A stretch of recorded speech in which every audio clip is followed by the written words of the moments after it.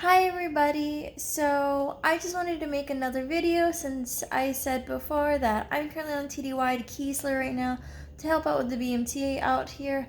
It's almost been almost a full month since myself and another coworker of mine have arrived. We're doing great. BMT here is doing pretty good. It's definitely different of how it is at Lackland. If you would like a video of kind of what's a little bit different between the Lackland and the Keesler BMT, I can make a video of that. I'm not sure how long it'll be, but this video today I wanted to share about testing for staff and for tech, but mostly for staff since I tested for I tested for staff just last year, and now that I've put on and everything, usually a lot of the trainees, either if they don't want to commission, they're usually like, hey, I want to make staff really early in my career.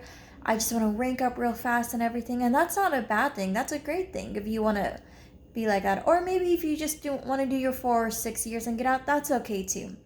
But for the people who wanted to, kind of talk about testing for staff and like what happens in it and stuff, I'll give you a little bit of details. Of course, I can't go over any of the questions that I went through because that would be test compromise, and test compromise is a very big thing in the Air Force.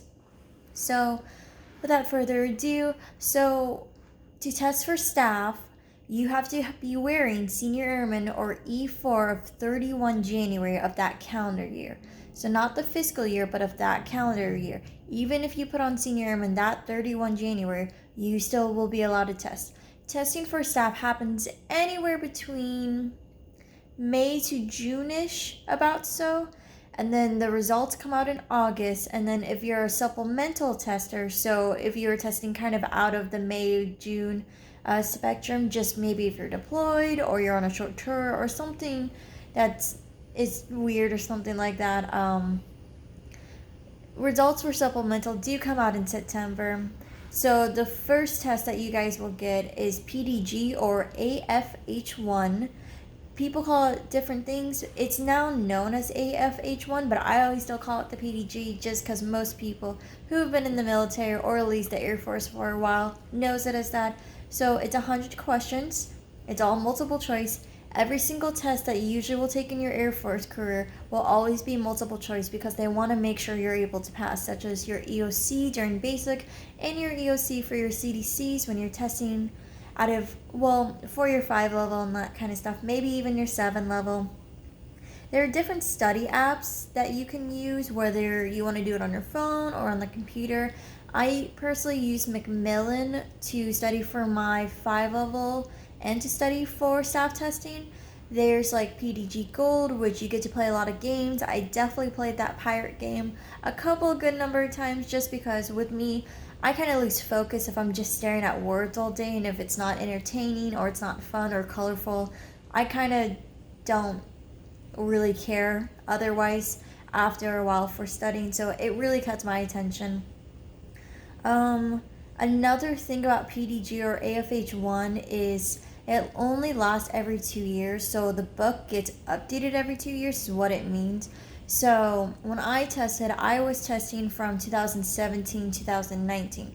Right now we're on 2019 to 2021 because obviously we also changed Chief of Staff of the Air Force, and we changed Chief Master Sergeants of the Air Force every 4 years as well. And that's going to be happening later this year when Chief Wright ends up retiring, and now Chief Bass will be taking over, which I'm super excited about. There are different sections that will apply, so as you know, or maybe you don't know, senior NCOs do not have to test anymore. It's only board for them, kind of almost how the Army does it. But right now, Staff Sergeant and Technical Sergeant are still for testing only, so you still have to do your PDG and your SKT, which we'll talk about a little bit later in this video. So there's so many different sections, and there's so many different things. The PDG is probably like 500, maybe 600 pages at the most. That's a lot of pages to go through. Obviously, they're not going to try to make you memorize all of it. So certain sections will apply to staff, and then certain sections will apply for technical sergeant. If you go on your desktop, if you're already in the Air Force and wanting to test for staff or maybe you're wanting to study for staff already or something like that, if you test next year and that kind of stuff. You should be able to find it on your desktop and everything. There is a somewhat study guide where it just basically tells you, hey, this is what you need to study in this particular section, from 1 of least greatest to 4 of most greatest of importance that you need to know. Make sure you just study it. Some people took it more serious of studying, like, hey, I need to study all the most important stuff first and then go down to 3 and then 2 and then 1. My approach that I took was I just studied everything that it told me to, because everything could have had a question.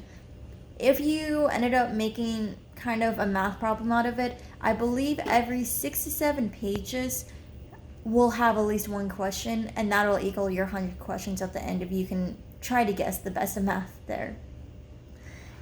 The next test that you may or may not take, it does depend on your job. It's called the SKT. I don't know what the SKT stands for, unfortunately, but it's basically your job knowledge base. So SKT is not for every AFSC, as every AFSC will not get SKT tested. If you're not SKT tested, it's just called SKT exempted or something close to that. It's another 100 questions. I don't know what it would be on any other AFSC and that kind of stuff. I personally did not take it because we were SKT exempted for 2018 and 2019, just because all of our CDCs going from 3 Sierras to 3 Foxtrot was getting changed over, so that's something that we had to deal with. So we were relearning all that, and now that 5 level and 7 level are now Blackboard and that kind of stuff, it's a little bit different. Let me know also, for any of the personnel out there, if you're interested of learning of what the 7 level somewhat kind of entails with the new Blackboard system. Unfortunately, I don't know what the 5 level insists of on the Blackboard, as I've only done Blackboard for the 7 level, and I did normal CDC's paper version for my 5 level back in the day when we were still 3 Sierras. So an example, I guess, for my job is what I've heard of rumors, just because I've never taken it before, is like, hey, on this step for updating this in Milpids, what step would it be to update your, like, a PPC code or something like that? That would be something that would most likely fall into my category for my SKT, but maybe if you're Intel or if you're finance or service or something like that, it could be something completely different. So I would just probably try your best, speak to your supervisor, speak to your chain of command, see what their study tips were when they're studying for that rank and that kind of stuff. Also remember, stuff does change every single year, every 2 years, and that kind of stuff. Everyone studies different, everyone learns different, and that's okay.